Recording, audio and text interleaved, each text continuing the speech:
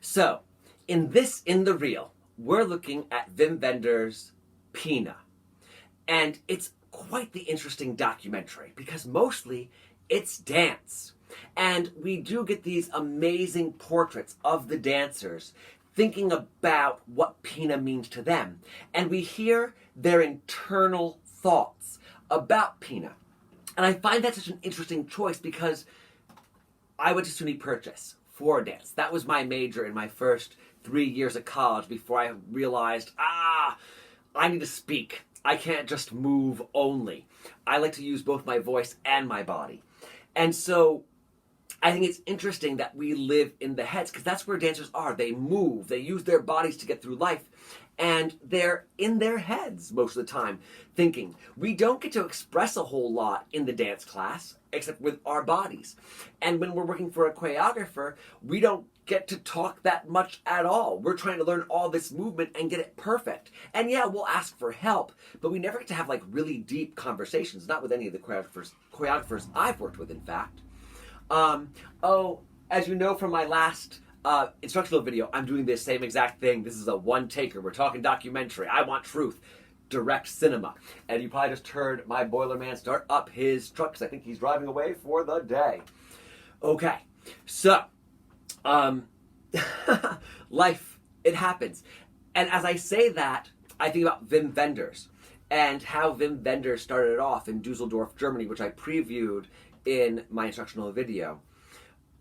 Wim Wenders grew up in Dusseldorf after World War II. He saw the rumble. It was the flattest land in the world, as he calls it. And what he fell in love with were paintings. And these paintings he found to be beautiful, and they were better than anything he could find in reality. And yet he saw that truth was very much a part of a painting. And somehow for him, truth and beauty go together. And you can't have one without the other when it comes to art. And so when I look at his movie Pina, and I've known his photography and his paintings, he always has these, stylistically wise, not always, but a lot of the times, there's always this bright color that occurs against like a monochrome or a natural color, something bright that pops. And you'll see that a lot in Pina. And Pina had the same thing with the dances she made. So I find that the style from his photography and Pina's style and Wim Wenders matches. But he thought, really importantly, that beauty is a part of truth. And I think as you watch Pina, there is so much beauty there. And there is so much truth there because we really get to see what it's like to be a dancer working for Pina Bausch. And we know it's art at the same time, too, because we keep having this line dance that cuts through the film. It repeats again and again in different places. And that keeps the whole film together, along with the style of hearing what's happening inside the dancers' minds. Now, you're watching something about dance, and so I feel like I should help you a little bit with this, because most of us are not used to watching dance.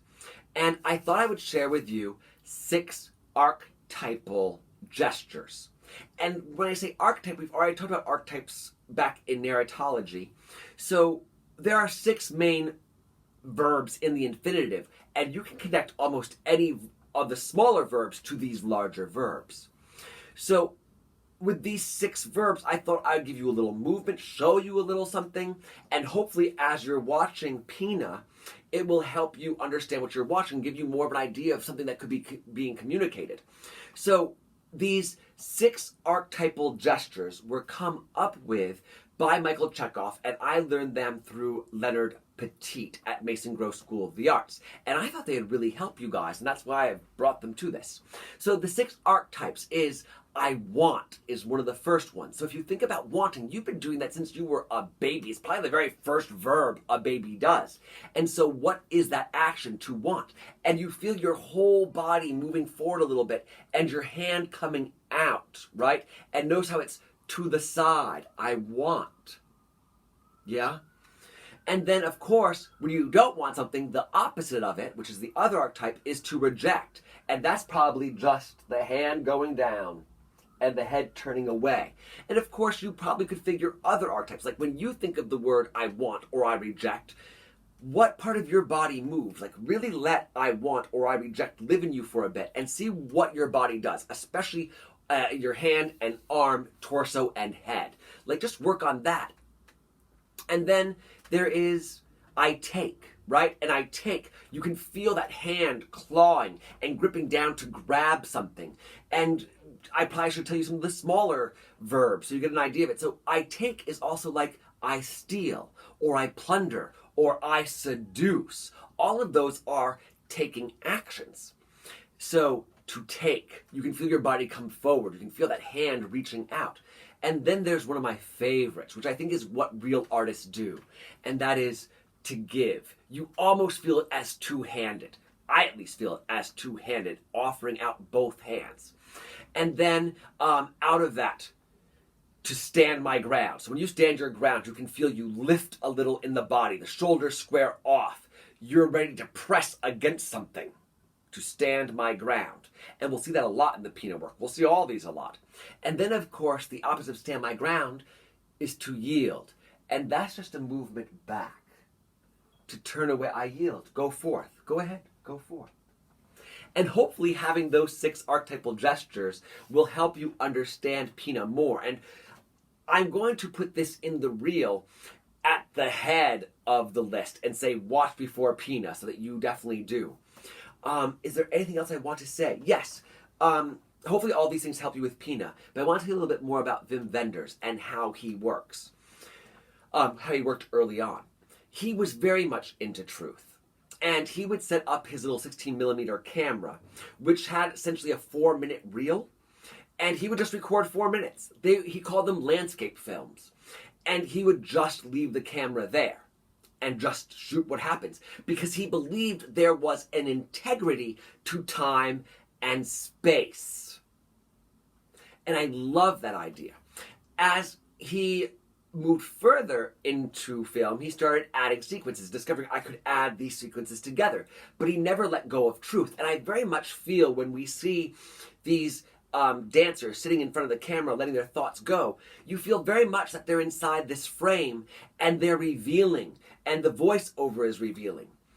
And it feels like a portrait. It doesn't feel like film necessarily. We can feel Wim Wenders' painterly aesthetic, or what he likes to get into a frame. And there's an integrity to it. And I guess I'm going back and forth. Man, this feels so weird, just doing one take, as I said in my instructional video. I'm going back and forth between Pina and Wim Wenders. Pina and Wim Wenders. So, with... I'm losing my thought! No! It's okay. So, with Pina itself, I have totally lost what I was going to say. And you have to sit here because I'm trying to do direct cinema, and you have to watch this moment of brain farting. We were talking about painterly.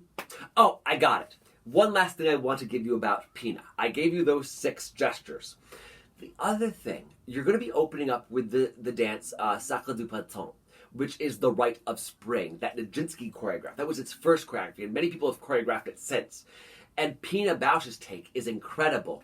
And it reminds me again of Wim Wenders' work. It's this one bright saturated color against something that is more monotonous or sepia-toned or natural. And it's this color that pops out.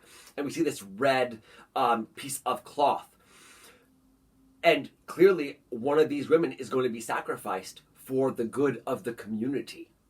So I'm helping you out with the meaning of that there. But what I wanted to say is, try out that movement. Try out some of the Pina Bausch movements. Like that bounce that's going on to the music. What does that give you? For me, it feels so primal. So you want to actually try out some of the movements. And at the very end, we see Pina Bausch dancing in this solo moment, this film, this historical archival footage. And I started using that dance move. I started doing that dance move. And it helped me understand the film a lot better. So there you have it. Direct cinema. Feels very freaky to do it this way, knowing that I can't cut, that I can't edit. I hope you enjoyed this. I hope you learned a lot, and I hope it will open you to what's occurring in Pina Bausch. Thank you for watching another episode of In the Reel. Bye-bye.